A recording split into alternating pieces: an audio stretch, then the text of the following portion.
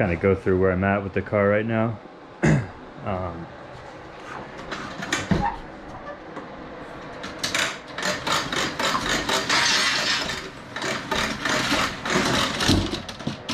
This is where I'm at. This piece is repaired. Everything was fine on the other side. Right here is just JB weld. I've used a spot driller to take these brackets off. Same with this, and there's a little water tank, you know, receiver right here. That's taken off. Down here where the brake line goes through, this was all rusted out all around this hole. That's a new piece. Up here, this was originally a spot I thought was pretty scary. Now there's a new full piece that's put in here. And then down here there's also a piece that's been replaced for this section.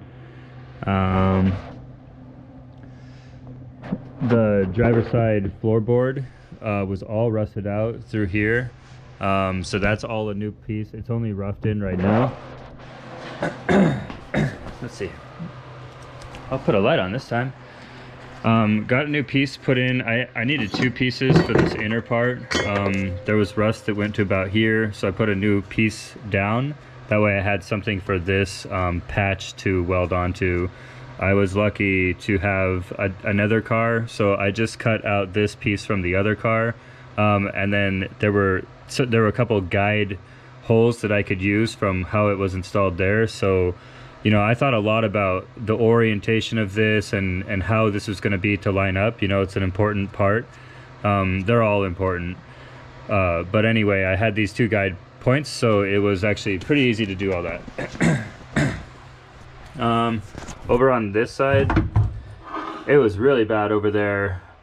It was much worse than the driver's side, and so you can see that's a whole new piece put in. It's like multiple pieces. I think there's five pieces in all that go together over there, and then on the floor there's also these two small rectangles. Let's see, in the back, this is new, so this was from the other car. This came together quite well. And then underneath here, there was a little bit of rust right here, and it kind of made its way. I still have the center area to deal with, but there's actually not that much rust, or any. I mean, I think a lot of that is just only surface rust, with the exception of these gas tank holders, which again, from the other car, I have pieces cut out, and it'll be easy to orient where they go because there's lots of contours in the metal, so I could just kind of set them in place and tack them and then weld them in. Over here too, this was a little bit rusted out here, so there's new paneling that goes on right there. The back is all good. This side's pretty gnarly.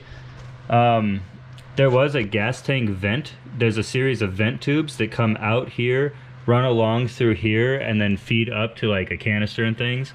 I am going to do this different. So I'm going to cut this piece, well, I've cut this piece out. I'm going to patch this entirely. The vent tube will no longer come through here. I'm going to have it stop inside, and then I'm going to run a rubber tube which has those lines in it, and then have that tube come out up here, in an effort to not have it just all exposed in this area. There's a lot of turbulence, you know, in this area. This is a new piece that's welded in, and here, and then this is actually also new, the ridge of this fender well. I'm going to replace this bracket. It's kind of wiggly. I've got a new one from the other car, so I'm going to cut it like that, put it on. And then this one as well. This one's actually, this bracket's good, so I'm just going to have to expose what's going on here and probably weld in a piece that goes like that. Let's see, down here, this was pretty bad at first, if you remember. So this is all new piece from the other car. It goes to there. This is the other side of this area. A lot of what I'm doing now is just you know, some JB weld. I've also got seam sealer, and I've also got Bondo. I'm using a combination of everything. Well, I'll use seam sealer around all the welds that aren't fully enclosed, like this one. But then I'm also, you know, just doing a combination. I don't know what's best. Up here, this will be probably one of the last areas to tackle, and it's just going to be more of the same, just cutting out sections. Probably going to be maybe 1, 2, 3 sections to fix that. And then that's going to kind of wrap up the rust repair on this whole project, which is something I've really been looking forward to. So that's that. These are all the tools that I need to do this. The welder is over there. There's my wire wheel. This thing's been a godsend. I like that thing a lot. These are good, both these tools. A die grinder, and then this is like an orbital sander. These are both nice. That's useful sometimes. I'm about to come through here and do kind of a flush, like a warm water cycling flush on my heater core, just to get any.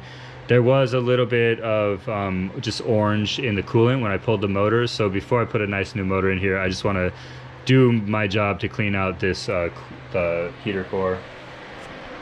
Yeah, these are again the parts that are going to go into it. They've just been chilling out on this rack for a while. I know they want to go into the car. I want them in the car. I got my E90 booster recently. Looking forward to using this. I was going to use a Porsche 944 booster, or I also have an E28 booster, so these two right here.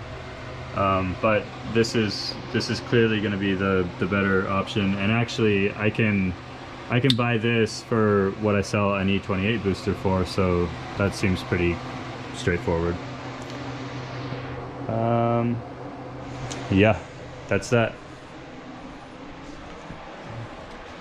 Right now I'm gonna come over here, and I'm just started taking a video to see, I'm gonna take this valve cover off, and hopefully I find a Shrek cam or some kind of cam in here, because the rumor is there is one, and if I know that, then I can have the ECU tuned correctly to support that. So let's see what we got.